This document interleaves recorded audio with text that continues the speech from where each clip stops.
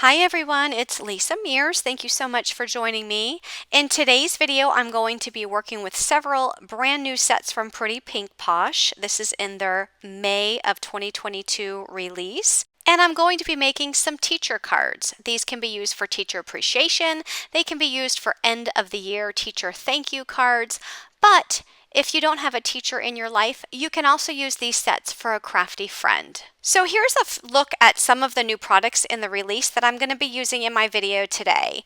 This stencil is a 3-layer stencil. It is called the Crafty Background stencil. It comes with the 3 layers, and you can see here that there are some glue bottles, there's some paints, there's also some scissors, there's some crayons, paint brushes, and this is a look at the Crafty Sentiments stamp set. There are several fun crafty sentiments on here, and I'll be working with several of those in my cards today. I'm also going to be using the Pinstripe Stencil and the Crafty Days stamp set with the coordinating dies. So here's a look at the stamp set. You get these awesome borders. You can see that some of them have pencils and scissors and crayons. You also get these 3 square stamps with a notebook and some pencils and then some little critters there.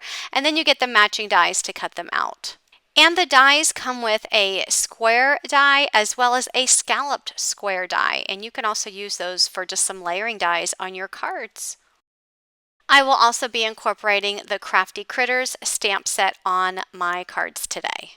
So you can see it has the mouse and a koala bear and several fun little crafty items and the sentiment happy crafting. So I'm going to be making a total of 4 cards in this video, and for 3 of the cards I will be using this Crafty Background 3-layer stencil. So with the 3-layer stencils, it always tells you at the bottom right hand corner which layer you're working on first. So it will say layer A, B, or C. So this is layer A. I am going to be using 2 different color inks. So even though this is a 3-layer stencil, I'm using a lighter coat of gray ink on the first layer, and then on the second and third layer I'll use a darker tone of gray ink, and it'll be the same color on both the second and third layer. So the first layer I used the Misty Coast. It's the lightest in the gray inks from Pinkfresh Studio, and I just covered over all of the open spaces on the stencil. And then this is my second layer, and I just lined it up, and then I am just adding the Rocky Slope, which is the next darker tone in the gray color family. So again, just 2 colors of ink here on this first background, and I was going for a very light and subtle tone. You can see when I release that stencil, you can see a very light image of that crafty background. Once I finish with that stencil, I just rinse it off with some water, and the ink comes right off of it. I go ahead and put the layer A on my next piece of paper and lock it into place with my magnets, and I'm using 3 different color inks. I'm starting out with the green ink, which is Key Lime ink from Pinkfresh Studio, and I'll cover up all of the open areas on my layer A. Now I am using the Bristol Smooth cardstock. I love using that cardstock when I'm doing ink blending, and all of my layers today are 4 1/4 by 5.5 inches. I will cut them down as I make my cards, but that's what I started out with. So then I remove the first layer and I put on my layer B, just line it up, and I'm going to move on to my next color ink, which is Blue Jay ink, and this is from the blue pack from Pinkfresh Studio. So I go ahead and just color over top of all of the open areas so you can start seeing all of those images come together. You can see the scissors and the glue bottles and the paint palettes. There's also some pencils and some paint brushes. This is such a cute stencil. I just love it. I love all those detailed images. Now I'm going to remove that stencil, and I'm going to add my third stencil, and this time I'm using the Sapphire ink from Pinkfresh Studio, which is a little bit darker than the first one, just to add some more color. So here's a look at that background when I remove the stencil. Look how nice that looks. I just love all of the detail on that stencil. Okay, so with my last background, I'm also using a piece of the Bristol Smooth cardstock, again cut down to those same measurements, 4¼ by 5½. This time I'm going to use several different colors to ink this up. This one is going to be so much fun, but I will say that it's going to take a lot more time because you are actually using several different colors, and it's so worth it in the end. So when you see the finished product, you'll really love all of those details in the colors. So for my first layer, I started out by coloring up the glue bottle shape, the paint palette shape in a very light gray ink. I wanted it to look almost white. I didn't put a full coat of darker gray. I just barely used my tip of my brush to put a very thin coat of the Misty Coast ink from Pinkfresh Studio. And then for the scissors, I used a darker gray. I used the Licorice from Pinkfresh Studio. And then the paintbrush handle, I used the Festive Berries ink. It's a distress ink. I also used the Carved Pumpkin. So I kind of just mixed it up a little bit. You can see there's a few different paint brushes. So I have one in the red, one in the green, one in the orange. So use some distress inks there. Since I know that I'm going to be adding a second layer of ink with another stencil for those crayons, I'm adding the lightest color down first. So I have an orange crayon, a purple crayon, and a blue crayon, and that is my lightest color in that color family. Because when I come in with my second stencil, I will be overlapping it with a darker color, and you'll see that here momentarily. So I'm just trying to give this as many different colors as I can. I just use a lot of the inks that I have in my stash. I will have a list of the inks down in the description box below.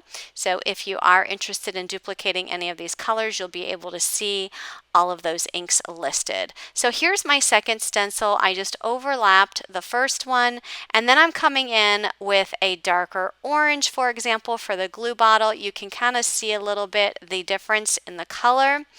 Also, I have a brown ink for the tip of the pencil. All of the pencils I did color in a yellow ink. I do use a darker gray ink for the tip of the paintbrush. It was the Licorice ink from Pinkfresh Studio.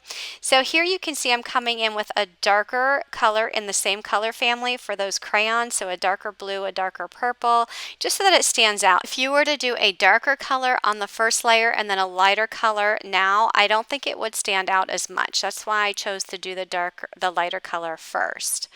Okay, so here I'm trying to come in with some of the small details in the little paints on the paint palette. So I'm coming in with a very small blender brush because I didn't want a large blender brush, or else I would have to do some masking on my stencil. I wanted to be sure that I only got the little pieces of paint on that palette. You can see I'm coloring them in some reds, some yellows, and some blues. So the little dabber tool that I'm using is a detailed ink blending tool that will allow me to get into those very small areas. Okay, so here's my last stencil, just lining it up, making sure everything is lined up perfectly, and then I will finish off the inking. So I'm just coming in with a black ink there to finish up the tip of the pencil. Also that little center dot on the scissors where the blades cross. That's also using the black ink. This is actually the Black Soot Distress ink. I'm also inking over the label on the crayon, and just to make that stand out a little bit more.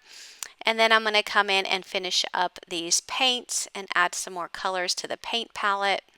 And here's a look at the background with all of those different colorful colors applied. Look how pretty that is. I just love that. Next, I'm going to use the Pinstripe stencil. This is a one-layer stencil. I am adding some pixie spray to the back, and then I'm going to add it to my piece of cardstock.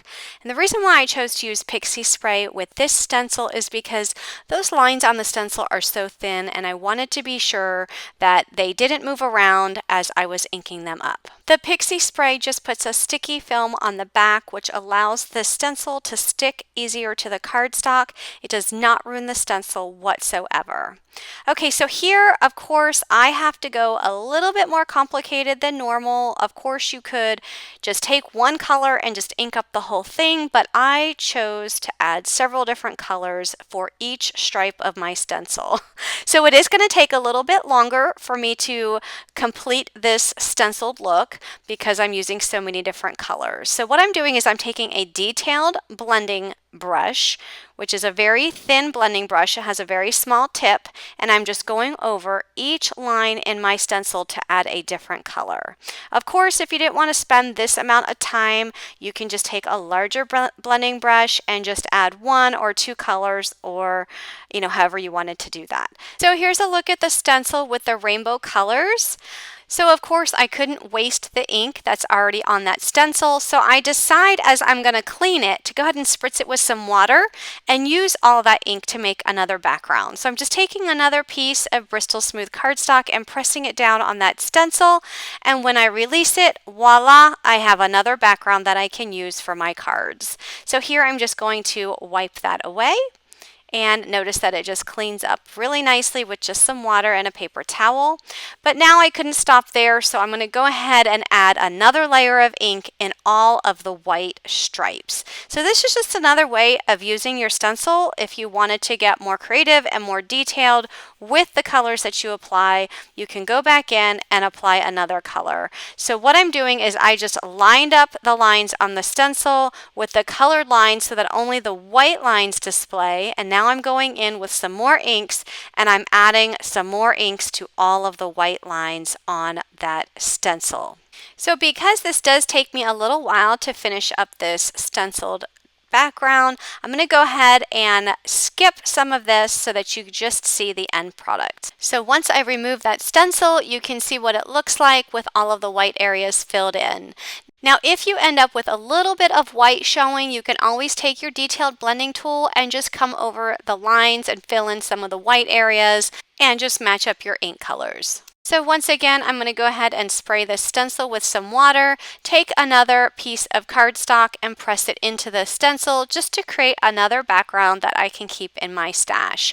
One of these extra backgrounds I will be using on one of my cards, and the other one I'll just keep in my stash.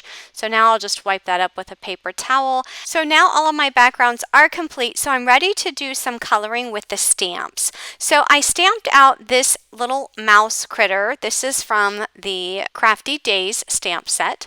I stamped it onto some Bristol Smooth cardstock, and I'm using my Zig Clean Color Real Brush markers to do some coloring.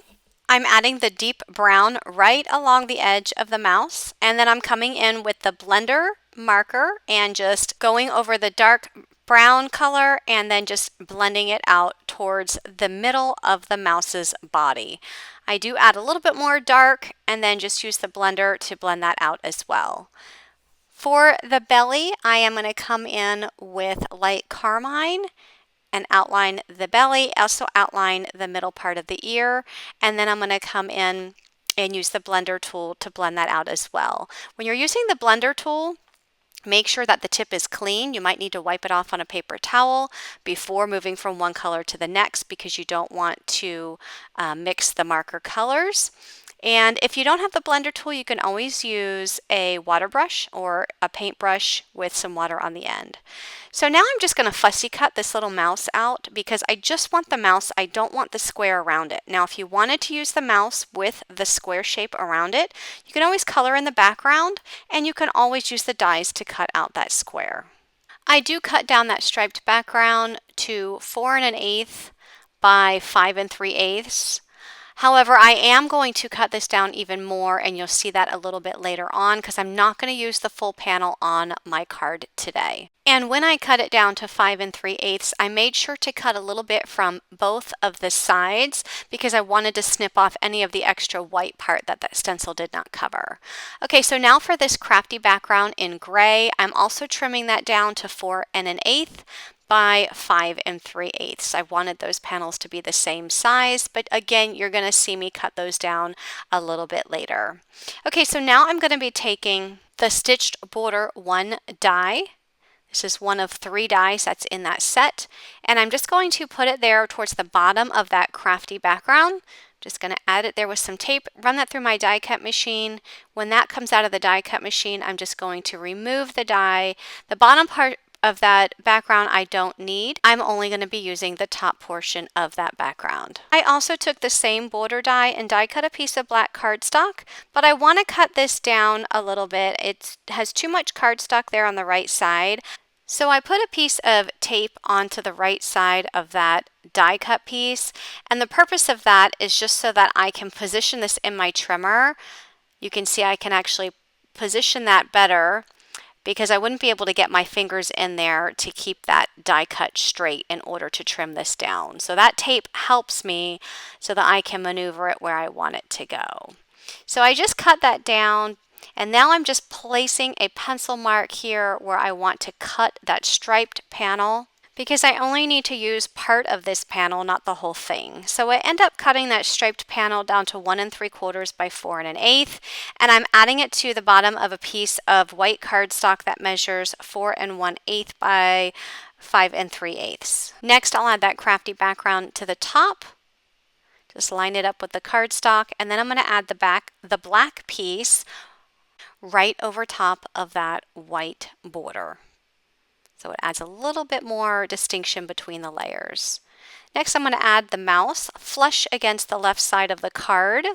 And I make sure that he is flush because remember he was in a square, which I cut him out of the square, and his left side of the body is completely cut off. So I want to make sure it's flush against the card. So here I stamped out the sentiment, "You're so talented." There are some stars in that stamp set, so I'm just ink them up with some yellow ink and add a few stars there at the top. Next, I'm going to add this card layer to a piece of black cardstock. That black cardstock measures 4 1/4 by 5 1/2, and then I'll add that entire card layer to a white A2 size card base. And that completes my first card. So moving on to my second card, I want to do a little bit more coloring. So I stamp out this koala, and I also stamped out the glue, the scissors, and the piece of paper.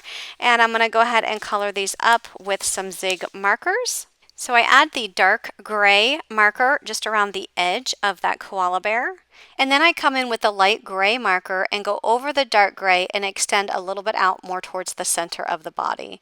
Next, I'm going to come in with the blender marker. And again, you can use a water brush or a paintbrush with water and just color the rest of that or blend the rest of that out towards the center.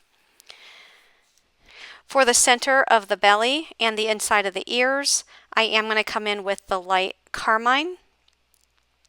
So I'm just going to come there and outline those areas with the light carmine marker. Then I'm going to come in with the blender. Please make sure that when you're using or when that you're moving to a new color that you clean off that blender tool or clean off your paintbrush. Otherwise, you're going to run your colors together, and you definitely don't want to do that. I did add a little bit of that same color to the cheeks, and now I'm moving on and coloring some of those supplies. So I have emerald green for the glue bottle. I'm also coming in with the light blue. Remember that one of my backgrounds was green and blue, so these particular images are going to represent those same colors. So I also have the dark gray for the scissor tips and the light blue for the handles, and then also the light green for the paper. So I'm going to use the matching dies to cut those out, and now I'm ready to assemble my card. So the crafty background layer is 4 1/8 by 5 3/8, and I'm adding that to a piece of green cardstock that measures 4 1/4 by 5 1/2. And then I have a piece of vellum. It's a circle that I cut out with a circle die. I also cut out a scallop circle frame, and I'm just going to attach that to the piece of vellum. So my image is going to be inside of this circle. That's going to be the focal point, and I wanted to put a piece of vellum there to kind of fade out the background so that it's not so busy when I add the stamped images.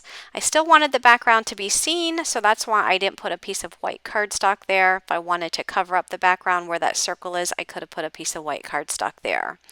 But I chose to use vellum instead. So that's where my koala bear is going to go. So I'm going to put him right in the center. And then I'm going to add all of those crafty images just around him. So I have the glue and I have the scissors with the piece of paper. Even though I did die cut this out, I am going to trim off a little bit more of the white that is on the scissors because I wanted to be able to stick that piece of paper inside of the blades of those scissors. And I didn't want all of that white area or that white cardstock showing around it. So I just used my scissors and snip that off. And I'm going to do the same thing here with the paper and just snip that off just a little bit more. And then I'm going to be able to place that paper right inside of those scissor blades. And I can just glue that down and then add that to the koala bear's hand. And then I'll add the glue bottle to the opposite hand. For the sentiment, I'm going to use the You Inspire Me sentiment. And I stamped it out and then I also fussy cut it out. I'm not sure if there are matching dies for this set. If there are matching dies, I will put a link for that in the description box below. And then I just add that to an A2 size card base, and that completes my second card. So moving on, I am using the dies, the square dies that match the Crafty Days stamp set. And I die cut a square out of white cardstock. You can see the dies there on the left-hand side under that misty cover. I just left them there just so you can see what they look like. The sentiment I'm using says, "My world is more colorful with you in it." So what I'm doing is I'm masking off the word colorful. That's the word that's in the middle there that you see the washi tape over. And then I'm inking up the rest of the stamp in black ink. And I'm going to stamp that down onto my cardstock, and I did switch it so that it's a diamond shape rather than a square shape because that's how I was able to fit the entire sentiment in it. If I would have put it in a square shape, it would have extended too far beyond the sides of the square. Next, I'm going to mask off the top line and the bottom line with some washi tape, and this time I'm going to ink up the word colorful in red. So I'm using some red ink. Make sure after you ink it up, you remove that mask because if you stamp it down, you're going to get all that ink on your cardstock. And then I just stamp that down. And that's how I'm able to get two colors out of that sentiment stamp. So next I'm going to glue that top layer onto the black scalloped square that is also part of the Crafty Days coordinating dies. That's going to be my sentiment, and that's really all I need for this fun crafty background. So I chose to use this nice colorful background. I am going to pop that up with some foam, and I'm going to put that in the center of this card. Again, another perfect teacher card. My world is more colorful with you in it. I love that saying. And then I'm going to add that to an A2 size card base. Now, I'm not going to stop there. I am also going to stamp out, and I already colored off screen, a paintbrush. Notice that the tip of that paintbrush I colored in red, almost like I painted the word colorful onto that sentiment. And then I stamped out and colored a little paint palette, and I added that to the sentiment. So moving on, we're finally getting to my favorite card of all. This is going to be a thank you card with a gift card. I'm using this pencil marker crayon border from the Crafty Days stamp set, and I stamped it out and I'm die cutting it with the coordinating dies, and I add it to the bottom of this watercolor pinstripe background. I did not add glue at the very top of that border because I will be tucking in a mouse behind the border. And then I'm just going to use my Zig Clean Color Real Brush pens, and I'm just going to color up all of these images. No particular order. I just wanted this to be a fun, colorful border at the bottom of this card layer. So I'm just coloring it up, trying to match up some of the same colors that are in that pinstripe background.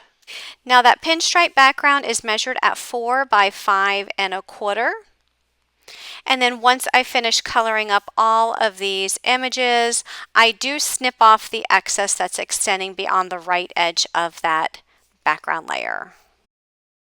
Now I don't throw that extra piece away because I am going to use a pencil from it to put in the mouse's hand on my card. Next, I die cut a piece of green cardstock from the Pretty Pink Posh Scalloped Square Tag Dies.